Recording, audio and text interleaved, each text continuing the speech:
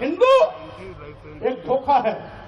और वैसे भी 1995 माननीय सर्वोच्च न्यायालय ने अपने आदेश में कहा था हिंदू कोई धर्म नहीं, ये लोगों के जीवन जीने की एक शैली है। यही नहीं, जो सबसे बड़े धर्म के ठेकेदार बनते हैं, आरएसएस के प्रमुख मोहन भागवत जी ने भी कहा है, एक नहीं दो बार कहा, हिंदू धर्म नाम का कोई धर्म नहीं है, बल्कि लोगों के जीवन जीने की एक कला। देश के माननीय प्रधानमंत्री जी ने भी कहा, माननीय मोदी ने भी कहा, हिंदू धर्म नहीं है। और अभी 1-2 महीने पहले माननीय गडकरी जी ने भी कहा, एक मीडिया कॉन्क्लेव में कहा। लेकिन इन लोगों के कहने से किसी की भावना आहत नहीं होती है। अगर स्वामी प्रसाद मौर्य कह देते हैं हिंदू धर्म नहीं है, बल्कि एक धोखा है, और जिसे हम हिंदू धर्म कहते हैं वो कुछ लोगों के लिए धंधा है।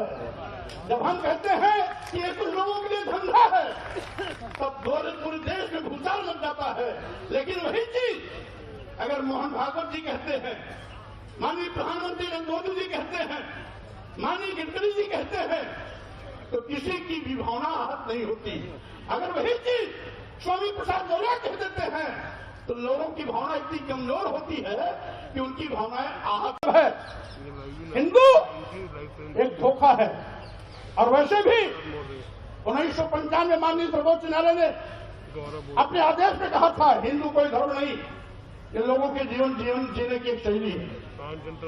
यही नहीं, जो सबसे बड़े धर्म के ठेकेदार बनते हैं, आरएसएस के प्रमुख मोहन भागवत जी ने भी कहा है, एक नहीं दो बार कहा, हिंदू धर्म नाम का कोई धर्म नहीं है, बल्कि लोगों के जीवन जीने की एक कला।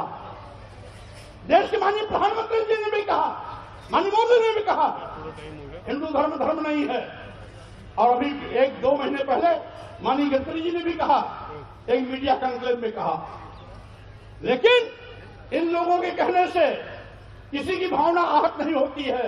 अगर स्वामी प्रसाद मौर्य कह देते हैं हिंदू धर्म नहीं है, बल्कि एक धोखा है, और जिसे हम हिंदू धर्म कहते हैं वो कुछ लोगों के लिए धंधा है।